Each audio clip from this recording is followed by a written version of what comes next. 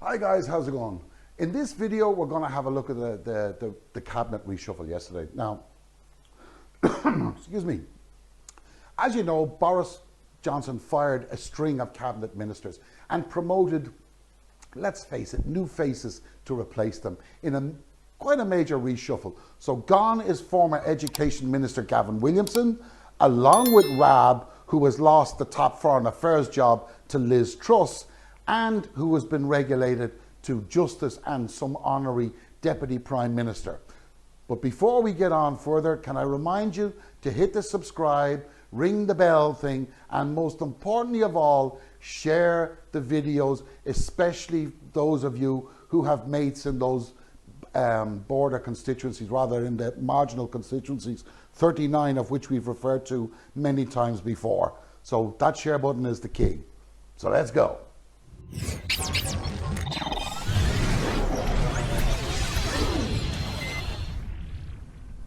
Now, Rishi Sunak and Home Secretary Priti Patel will keep their jobs, which in itself is an act of defiance by Bojo.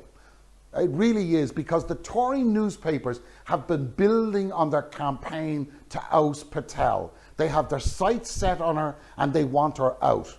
But it will also go a long way to appeasing his detractors within the grassroots Conservative members, who cannot be forgotten. You see, despite the support from the grassroots, however, it really remains to be seen whether or not the mainstream media will take their feet off her neck, as they really seem to be doing a job on her, along with their brother-in-arms, Nigel Farage. They just seem set to strangle the lifeblood out of her, you know. But let's face it, if being straight here also, if mainstream media are vying for Patel's blood by whatever means necessary, we cannot forget that it's rumored that Patel has some form of mechanical pendulum where the human heart used to be, or is found in most other humans, okay? And should mainstream media try to extract blood from this individual, they'll need a jigsaw rather than a scalpel to cut through her thick skin, and be prepared to receive some kind of 5W40 fully synthetic engine oil instead of blood. You know, that's my view on her anyway. But there are promotions for Liz Truss, for example, to the third highest spot in the cabinet after the PM and the Chancellor, which is exactly what the grassroots wanted, and it's exactly what the Daily Mail wanted. You know, like Foreign Affairs the Foreign Office is number 3. But then we also had the education reshuffle. And I have to say aloud here that a blind man on a galloping horse, or in other words, Andrew Bridgen, could have predicted the demise of Gavin Williamson, who now has to accept, he just got to wake up and smell the coffee, that it's extremely unlikely that he will ever hold the post of a cabinet minister again, as this is the 3rd time he's fallen foul of a prime minister, the other 2 being David Cameron and then followed by Theresa May, who both exacted the same policy of appointment followed by a relatively swift removal. But how I'm a celebrity, get me out of here, Nadine Dorries, is going to fare out, however, is a whole different matter, particularly as she is headed for culture, whose remit covers the exact part of industry and society that is what some call as woke as you're ever going to get. She's into the arts, she's into theatre. I mean, they're the woke guys. Her views on anything that is not strictly Anglo-Saxon is legendary. So she can expect a rougher ride than others who could have been appointed and many would have expected, okay? On top of that, however, let's not forget for a second her public stance on the withdrawal agreement that she tweeted and retweeted. She said of the withdrawal agreement, "This is a very sad place to be, but unfortunately for the future of the country and our relationship with Europe is at stake. This deal gives us no voice, no votes, no MEPs, no commissioner." Now, though she is 100% correct, she has to remember that deal was brokered by her boss, okay?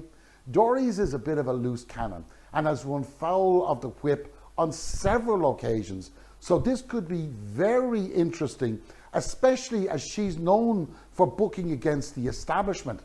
I mean, let's not forget, this is the MP who, while Parliament was in session, buggered off to Australia, not on some fact-finding mission, but to appear on the TV programme Celebrity Gobshite, Get Me Out of the Jungle that I'm doing my earner in.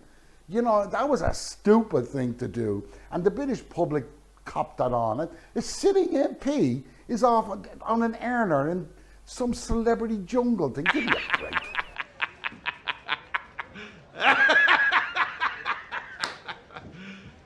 You serious? You know, of course, having witnessed the implosion of Raab and the rapid descent of his popularity within those important grassroots, which saw his likability factor drop like a lead balloon, nobody was surprised by his removal.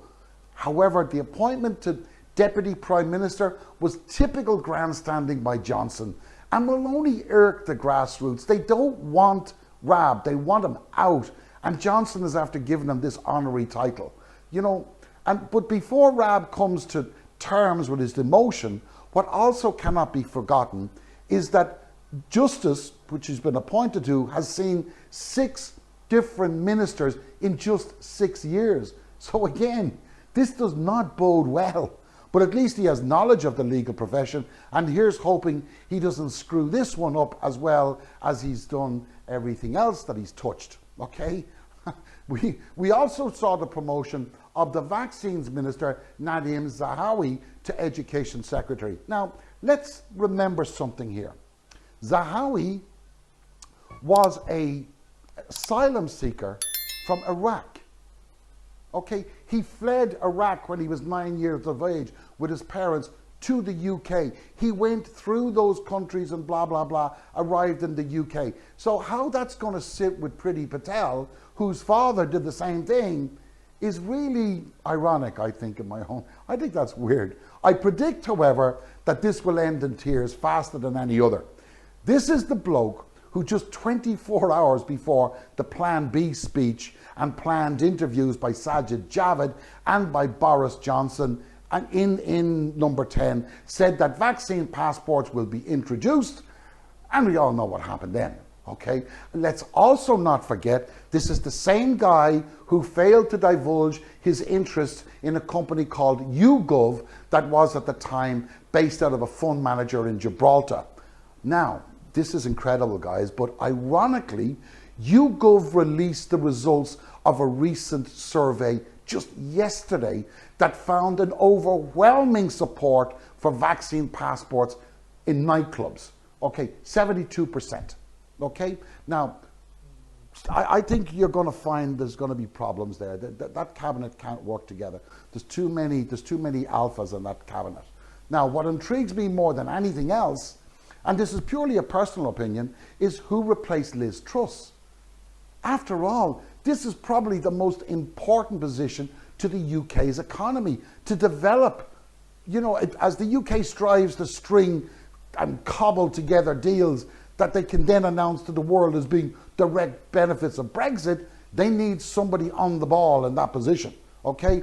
Let's not forget for 1 second that the Aussie deal, the New Zealand deal, nor the Canadian deal are concluded. Truss is going to leave midstream, and she's been replaced by Anne-Marie Trevelyan. Now, though you would be forgiven for saying, who's Anne-Marie, you know, who's she? Because she only has, I think, 6 years experience in the post, but she did hold a position of Minister for Business, Energy and Clean Growth since just January of this year. Now, though she may be expected to carry on in that role, as well as assuming Liz Truss's role of Secretary of State for International Trade, as this would be kind of a logical step, doing both jobs will be exceptionally tricky, especially as the COP26 is around the corner. And the UK needs to focus on those trade deals. As Liz Truss said the day before yesterday, you can't do one without the other, okay? But you also can't, one person can't do both. Now guys, just to wrap up, I would like to talk about Snake Eyes Gove, but I've just eaten. I would prefer to give the food a chance to settle before risking the toxic reaction I suffer every time I discuss that lying toad. So you take care, guys, and I'll see you on the flip side. Take care.